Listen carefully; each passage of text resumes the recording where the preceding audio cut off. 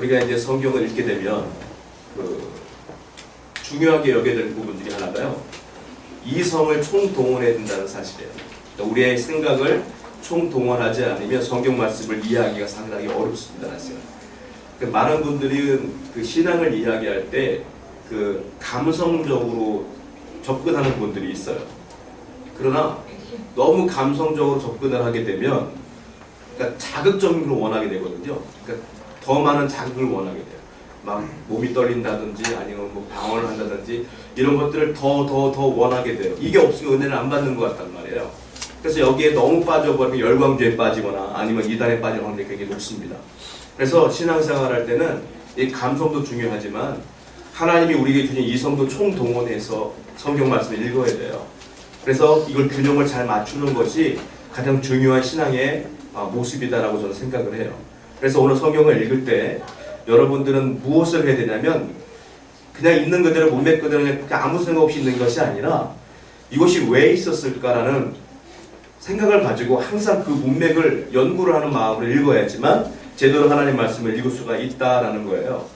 자, 그런 마음으로 보게 되면 전 그런 생각을 해요. 생각이라는 것도요, 이성이라는 것도요, 거듭난 이성이 있고 거듭나지 않은 이성이 있는 것 같아요. 거듭나지 않은 이성의 특징은 뭐냐면 성경을 하나님의 능력으로 보질 않아요. 그러니까 내 이성으로 보다 보니까 거듭나지 않다 보니까 다 이해가 안 되는 거예요. 그래서 전부 다 이것을 우연의 일치, 신화, 전설 이렇게 받아들여요. 그래서 파생된 신학이 뭐냐면 자유주의 신학이에요. 자유주의는 하나님의 능력을 인정하지 않습니다. 다 인간의 머리로 이해가 돼야 되는 거예요. 그래서 심지어 어떤 얘기를 하냐면 홍해바다를 건넜잖아요. 홍해바다를 건넌 것도 그렇게 말하지 않아요. 홍해가 발목밖에 안 되는 물인데 바다라고 친한 것이다 이렇게 얘기해요. 그분들은. 그러니까 자기 머리에 이해가 안 되면 다 이건 아니야 라고 생각하는 분들이 많아요. 그래서 생각도 거듭나야 돼요. 제가 볼 때는.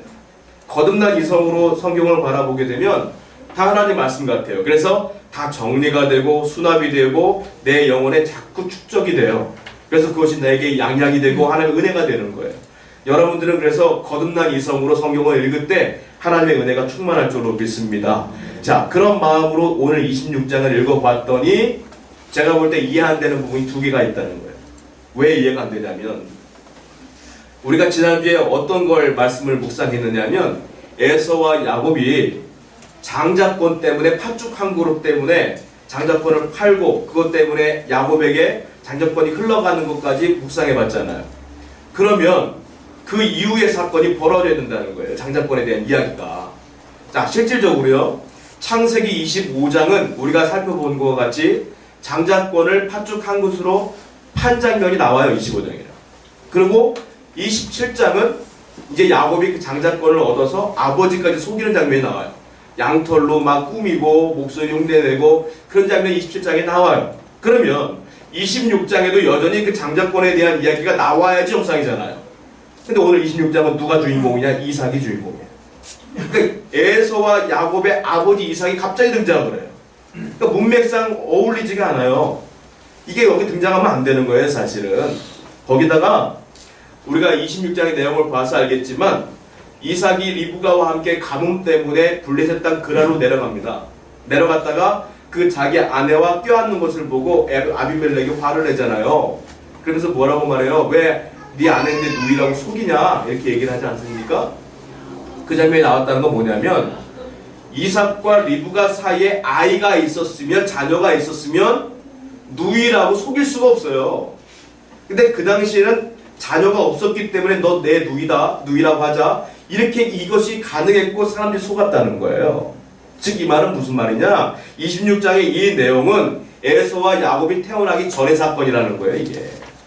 근데 25장에는 이미 에서와 야곱이 장자권 때문에 싸운 이야기가 나왔고 27장은 역시 에서와 야곱의 장자권 이야기인데 왜 갑자기 에서와 야곱이 태어나기 전의 사건이 여기 벌어지고 있느냐 이거예요. 이게 처음에 이해가 안 돼요. 두 번째 이해가 안 되는 게 뭐냐면 이 26장의 이 사건이 여러분들 굉장히 낯이 익지 않습니까? 창세기 20장을 보면 이삭의 아버지 아브라함이 두 번 실수를 하잖아요. 12장에서는 가뭄 때문에 애굽으로 내려가요. 그때 아내 사라를 누이 동생으로 속이죠. 근데 20장에는 또 가뭄이 벌어지니까 이번에 블레셋 땅 그랄로 내려가서 아비멜렉에게 내 아내가 누이라고 또 속여요. 두 번 속이잖아. 근데 20장의 내용과 26장의 내용이 똑같아요. 그러니까 장소도 똑같고 하는 짓도 똑같아요. 그래서 아까 제가 서두에 말씀드렸던 것처럼 자유주의 신학자들은 이 사건을 어떻게 바라보는 줄 아십니까? 성경을 편집하는 과정 가운데에 20장의 아브라함 사건을 누군가 착각을 해서 26장에 또 집어넣은 거다. 이렇게 얘기를 해버려요. 그거는 제가 말씀드린 것처럼 하나님의 의도와 하나님의 섭리를 전혀 인정하지 않는 그들의 생각이고, 제가 볼 때는 26장이 여기 들어가 있는 이유가 분명히 있다라는 거예요. 도대체 하나님께서는 왜 26장의 이 과거의 사건을 왜 25장과 27장 사이에 집어넣었을까? 그것은 분명히 이유가 있다는 겁니다. 자, 실질적으로요, 25장 34절 한번 보시겠습니까? 25장 34절 한번 보세요. 한번 읽어보겠습니다. 시작. 야곱이 떡과 팥죽을 에서에게 주매 에서가 먹으며 마시고 일어나 갔으니 에서가 장자의 명분을 가볍게 여김이었더라. 이게 25장의 마지막 구절이거든요. 자, 에서가 장자권을 가볍게 여겼다라고 하면 바로 장자권에 대한 이야기가 나와야 정상이잖아요, 이제. 근데 지금 26장에 이삭의 이야기가 나왔다는 것은 여러분들 오해하시면 안 돼요. 이건 이삭의 이야기가 아니라는 거예요. 무엇이냐? 25장 34절의 내용처럼 장자권을 가볍게 여겼는데 이제부터는 장자권이 얼마나 중요한지를 얘기해 주겠다라고 하시면서 26장 이삭의 이야기가 나오는 거다, 이렇게 바라보셔야 된다는 거예요. 그러니까 이삭의 이야기도 장자권의 이야기다라는 거예요. 장자권은 무엇이냐? 제가 지난주에 말씀드렸어요. 아브라함에게 약속하신 그것, 내가 가나안 땅을 주겠다. 너의 자손이 하늘의 별처럼 땅의 모래처럼 많아질 것이다. 번성할 것이다. 나라를 세울 것이다. 민족을 세울 것이다. 이 이야기들이 전부 다 아브라함을 통하여 장자권을 가진 사람에게 흘러가는 거거든요. 그러니까 그것이 무엇이냐? 이 장자권을 야곱이 취했다는 건 야곱에게 그 은혜가 흘러간다는 거예요. 그러나 에서에게는 흘러가지 않는다. 장자권이 없었기 때문에. 이 장자권은 무엇이냐면요, 오늘날 신약의 개념으로 보게 되면 예수님이 십자가에 달려 십자가에 못 박혀 돌아가셨지 않습니까? 그리고 3일 만에 부활하셨어요. 그것을 믿는 사람들에게는 이 구약의 장자권이 흘러가는 거예요. 이게 믿는 사람에게 주시는 축복이다라는 거예요. 여러분들이 예수 믿으면 구원받아, 하늘나라가, 이것만이 다가 아니에요. 예수 믿고 구원받으면 이 장자권이 그대로 흘러와요. 그래서 이게 굉장히 중요한 거란 말이에요. 그래서 하나님이 26장을 집어넣은 이유는 이렇게 중요한 것이기 때문에 너희도 오늘날 이 말씀을 듣고 묵상하며 이대로 살아야 되지 않겠느냐, 이 얘기하고 싶은 거예요. 여러분, 그러므로 여러분들에게 가장 큰 축복은요, 내가 기도했는데 야, 사업 작업이 안 풀렸는데 풀렸어. 이게 은혜가 아니에요. 야, 내가 아팠는데 내가 기도해서 나았어.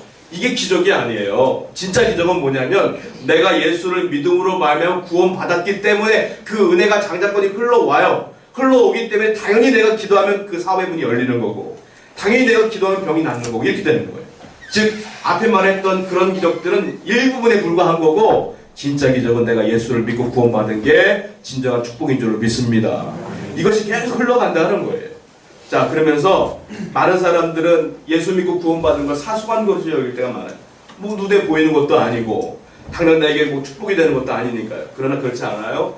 굉장히 중요한 거고 가장 중요한 것임을 다시 한번 이루어야 돼요. 다시 한번 성경 보겠습니다. 창세기 26장 3절입니다. 본문 3절이에요. 시작. 이 땅의 거리는 내게 복을 주고 이 모든 땅을 너와 네 자손에게 주리라. 내가 내 아버지 아브라함에게 맹세한 것을 이루어. 자, 여기 맨 마지막에 보면 내가 내 아버지 아브라함에게 맹세한 것을 이루어 주겠다, 이루겠다, 이 말이잖아요. 그러니까 이삭에게 말하는 거예요. 이루어 주겠다. 이루어지겠다는 영어 성경을 보니까 컨펌이라는 단어를 썼어요. 컨펌이 뭡니까? 만약에 우리가 이제 펜션이라든지 뭐 비행기 티켓을 예약을 하거나 그러면 우리가 이제 출발하기 직전에 전화하잖아요. 예약이 잘 됐나요? 전화하잖아요. 이 컨펌이라는 거예요. 그러니까 확인하는 거죠. 확증하는 거예요. 지금 무슨 말이냐면 하나님께서 26장에 이 사건을 집어넣은 이유가 여기 나오는 거예요. 내가 아브라함에게 약속했던 그 장자권, 그 은혜 내가 다시 한번 확증할게, 이 말이에요. 그리고 이 이야기가 시작되는 거예요. 자, 그 확증하는데 그 내용이 무엇이냐? 네 가지가 나와요. 첫 첫 번째가 뭐냐? 이삭이 이제부터 고통을 받습니다. 살아가는데 어려움을 당해요. 하나님 확장한 첫 번째가 뭐냐면 네가 살아가는데 어려움을 당해도 힘든 일을 당해도 고통을 당해도 내 약속은 변함이 없어 이 말이야. 내 약속은 확정이야. 내 약속은 너가 힘든 일을 당해도 변함이 없어 이 얘기를 하고 싶은 거예요. 자, 성경으로 볼까요? 26장 1절입니다.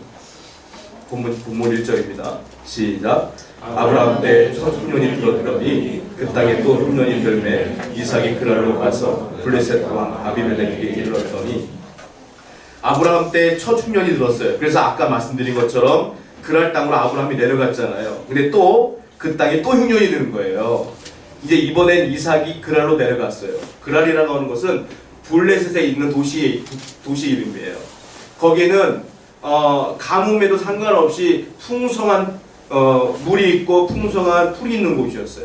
거기 그런데 블레셋 왕 아비멜렉이 있잖아요. 여러분들 오해하는 게 야, 아브라함 때도 아비멜렉이 있었는데 여기도 또 아비멜렉이 있네. 아비멜렉이 오래 살았구나 그렇게 생각하시면 안 돼요. 왜냐하면 아비멜렉이 뭐냐면 애굽의 왕을 파라오라고 하지 않습니까?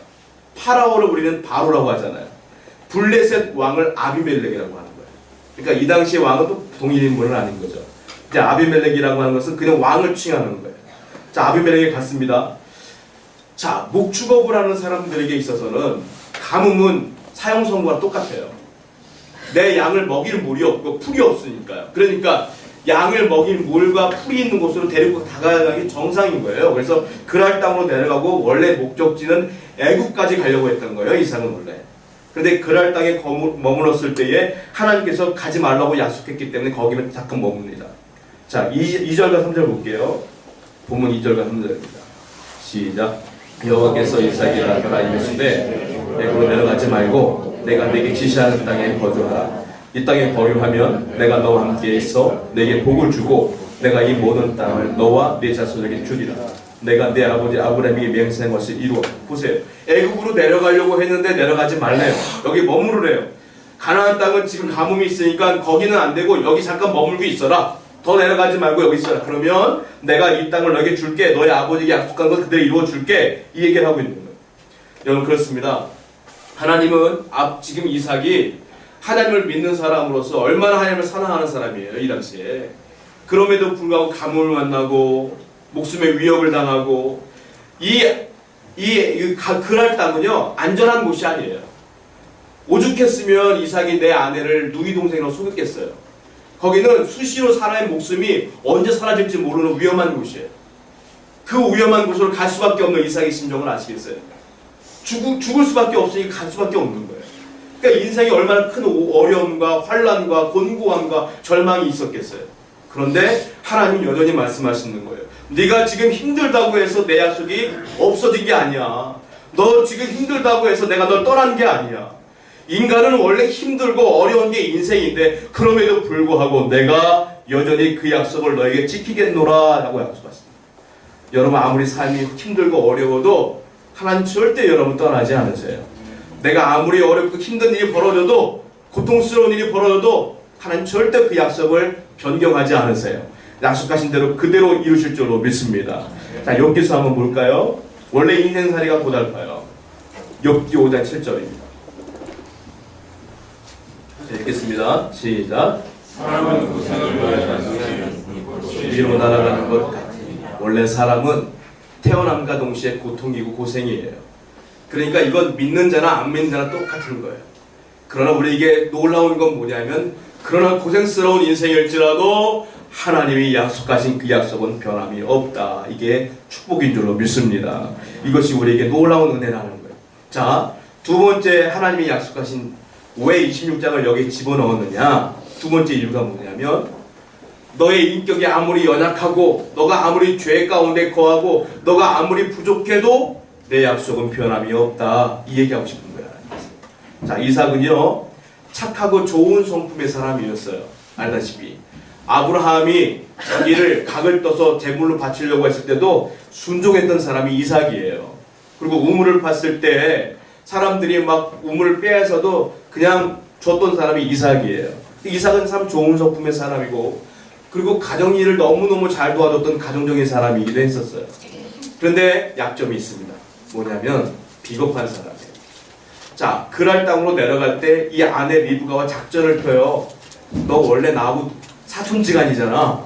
그러니까 아내라고 하지 말고 누이 동생이라고 해라. 이게 무슨 말이냐면 내 목숨 살고자 이 아내가 누구에게 겁탈당해도 상관이 없다는 말이 포함되어 있는 거예요. 이건 네가 내 누이라고 하면 누가 너를 취해도 난 아무 말 안 할게. 나가 살면 돼. 비겁한 남자죠. 어떤 남편이 이런 남편이 있어요. 내 아내를 취하려고 하면 싸워야죠. 죽기까지 싸워야죠. 자, 이삭의 형품이 이런 사람이에요. 비겁한 사람이고 우리가 존경할 만한 성품은 아니에요. 사실 유약한 사람이에요. 그런데도 하나님께서는 계속적으로 약속하고 있는 거예요. 자, 창세기 12장을 보면 그 아브라함이 바로에게 똑같은 짓을 했어요. 내 아내 사라는 누이 동생입니다. 또 20장에 아비멜렉에게 똑같은 짓을 했어요. 즉, 이 이삭의 이 성품은 누굴 닮았냐면 아빠를 닮은 거예요. 아버지가 그랬어요. 그러니까 아버지 아브라함도 약점이 많고 이삭도 약점이 많아요. 그런데 그 축복은 변함이 없었어요. 여러분, 교회 성도들은 다 약점이 많아요. 다 연약해. 여기가 천국이라고 보시면 안 돼요. 성도들은 약점이 다 많고 문제가 많아서 회개하려고 하는 사람들이 전부 다. 그러니까 문제가 많아요. 문제가 많기 때문에 천국 못 갑니까? 그렇지 않습니다. 이게 하나님의 은혜예요. 만약에 문제가 많아 천국을 못 간다면 저부터 시작해 여러분도 다 못 가요. 이게 하나님의 은혜인 줄로 믿고 우리는 항상 하나님의 약속을 변치 않는 그 약속을 신뢰하며 나가야 된다는 거예요. 자, 성경을 볼까요? 본문 26장 8절입니다. 읽겠습니다. 시작.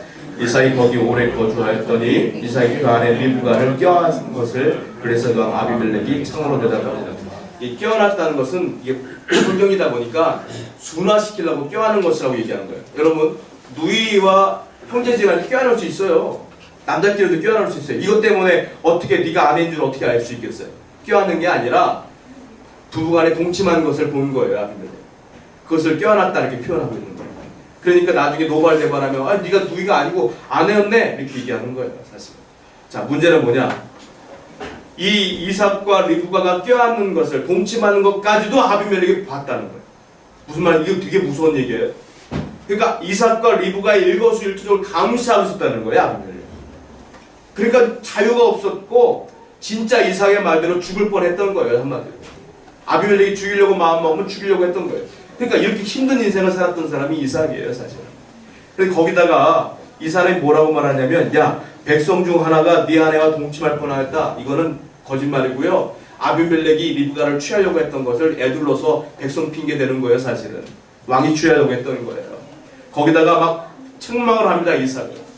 아니, 하나님 믿는 사람이 당당하지 못하고 이렇게 속이고 그리고 책망받고 이런 인생이었으나 하나님은 여전히 그 축복권을 이삭에게 주셨어요. 여러분, 우리가 부족하고 연약할지라도 하나님은 여러분 버리지 않습니다. 반드시 은혜가 여러분 가운데 충만할 줄로 믿고 그 은혜가 흘러갈 줄로 믿습니다. 자, 세 번째, 하나님께서 26장의 내용 이유를 설명하고 있는데 그게 뭐냐면 26장 5절에 나와 있습니다. 5절 한번 읽어보겠습니다. 시작. 이는 아브라함이 내 말을 순종하고 내 명령과 내 계명과 내 율례와 내 법도를 지켰습니다 하시니라. 자, 하나님이 세 번째 이 26장을 장자권 사이에 집어넣은 이유가 뭐냐면 첫 번째, 이 장자권은 누구 때문에 시작된 거냐? 하나님의 은혜 때문이라는 거예요. 은혜. 그냥 은혜 때문에 그래요. 두 번째 이유가 아까 읽은 말씀이에요. 뭐냐면 야, 너의 아버지 아브라함이 내 말에 순종했다. 그리고 또 하나, 말씀에는 네 가지 범주가 있는데요. 내 그 말씀의 명령과 계명과 율례와 법도를 다 지켰다. 그래서 내가 너에게 이 은혜를 준다 이 말이에요. 두 번째 이유가 뭐냐? 너의 아버지 때문이다 이거예요. 이걸 다른 말로 말하면 무슨 말이냐면 이제 야곱이 장자권을 취하게 되지 않습니까? 이삭이가 말하는 거예요. 뭐냐면 너의 후손의 축복권은 누구 때문이냐? 너 때문이라는 거예요.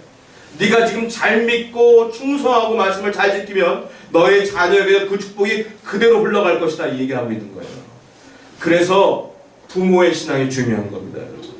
그래서 여러분들 이제 결혼 안 하신 분들이 있는데 항상 염두에 둬야 돼요. 내가 신앙생활 잘해야지 우리 가정이 축복받는 겁니다.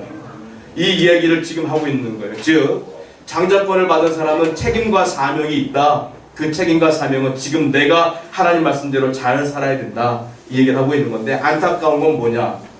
이삭의 아들이었던 에서와 야곱이 있는데 아무리 아브라함이 잘 믿었어도 그 축복은 야곱에게 흘러가요. 에서에게는 안 흘러가요. 무슨 말이냐? 내 자녀도 예수님을 믿어야 된다는 거예요. 내 자녀도 하나님께 충성하지 않으면 그 축복이 흘러가지 않는다는 거예요. 장자권이. 그래서 우리는 내 자녀가 하나님 안 믿는 분이 있다면 열심을 다하여 전도하고 믿도록 만들어야 되는 것이 우리의 사명인 줄 믿습니다. 우리 가정에 안 믿는 분들이 있다면 열심을 다하여 기도해서 그분들을 믿게 만드셔야 돼요. 그래야지 그 은혜가 모든 이에게 흘러가게 된다. 이 얘기를 하고 있는 거예요. 자, 출애굽기 한번 읽어보겠습니다. 출애굽기 20장 5절 9절입니다. 읽어보겠습니다. 시작. 그들에게 지나지 말며 그들을 섬기지 말라. 내 하나님 여호와는 질투하는 하나님인즉 나를 미워하는 자의 죄를 갚되 아들에게 3,4대까지 이르게 하거니와 나를 사랑하고 내 계명을 지키는 자에게는 1,000대까지 은혜를 베푸는다. 여러분들 기억하셔야 될 게 있어요. 뭐냐면 구원은 내 힘으로 되는 게 아니에요. 내가 천국 가는 구원은 은혜로 되는 거예요. 내가 하나님의 그 십자가의 공로를 믿음으로 되는 거예요. 은혜예요, 은혜. 그런데 축복은 무엇이냐면 출애굽기 이 말씀이 축복의 조건이에요. 축복은 순종으로 되는 거예요. 하나님 말씀을 듣고 계명을 지키는 자에게는 1,000대까지 은혜를 베푸느니라. 즉 이것은 내가 의지를 갖고 말씀에 순종해야지 축복받는 거라는 거예요. 그리고 은혜와 축복을 기억하셔야 돼요. 그러므로 여러분들은 말씀대로 살기 위해 애를 써야 이 장자권의 은혜가, 하나님의 은혜가 나로부터 내 자녀에게 후손에게 계속 흘러가게 될 줄로 믿습니다. 그러므로 말씀 중심으로 사는 저와 여러분 되어야 된다는 거예요. 자, 마지막으로 26장이 이 안에 들어간 이유가 있어요. 무엇이냐면 하나님이 이 장자권을 신뢰하고 믿고 그대로 지키려고 애를 쓰면 내가 더 큰 축복으로 더 베풀리라 이 약속하려고 하는 거예요. 자, 성경을 볼게요. 26장 본문 3절과 4절입니다. 읽겠습니다. 시작. 이 땅에 거류하면 내가 너와 함께 있어 내게 복을 주고 내가 이 모든 땅을 너와 네 자손에게 주리라. 내가 내 아버지 아브라함에게 맹세한 것을 이루어 네 자손을 하늘의 별과 같이 번성하게 하며 이 모든 땅을 네 자손에게 주리니 네 자손으로 말미암아 천하 만민이 복을 받으리라. 자, 여러분, 아브라함에게 약속하신 약속은 뭐가 있느냐면 가나안 땅을 주시겠다는 약속을 하셨어요. 기억나시죠? 그 두 번째 하신 게 뭐냐면 자손이 번성할 것이라고 아브라함이 약속했어요. 세 번째는 뭐냐면 천하 만민에게 복의 근원이 될 것이다. 이 약속했단 말이에요. 그런데 지금 이삭은 그 말씀을 들어가며 살아오다가 여전히 그 약속을 지키려고 힘들고 어려웠지만 그래도 장자권을 붙들고 하나님 믿으려고 했었더니 하나님 뭐라고 하냐면 이번에 더 하는 거예요. 뭐라고 하냐면 첫 번째 3절에 보면 내가 너와 함께 있겠다. 여기서 함께 있겠다는 말은 무슨 말이냐면 이 블레셋 땅에 있잖아요. 지금 이삭이 여기에서도 너와 함께 있겠다는 말이에요. 여기에서 하나가 더 더해진 거예요. 또 하나의 축복이 있어요. 뭐냐면 이 모든 땅을 너와 네 자손에게 주리라. 이 모든 땅은 뭐냐면 네가 지금 거하고 있는 블레셋 그랄 땅, 이 땅도 주겠다 이 말이에요. 아브라함은 가나안 땅만 얘기했지만 이삭에게는 블레셋 땅까지도 얘기하는 거예요. 결국은요 나중에 이스라엘 땅이 그랄까지 다 포함하게 돼요. 그리고 지금의 이스라엘 땅이 거기 다 포함하게 되는 거예요. 이 약속이 더 커지는 거예요. 여러분, 우리가 하나님의 약속을 붙들고 그래도 힘들어도 어려워도 또 믿고 신뢰하고 또 붙들고 살고 하면 하나님의 축복은 점점 더 확장될 줄로 믿습니다. 그러므로 우리는 오늘날 해야 될 게 뭘까요? 하나님께 충성을 다하고 예배하고 순종하고 나가면 하나님의 은혜가 있을 줄로 믿습니다.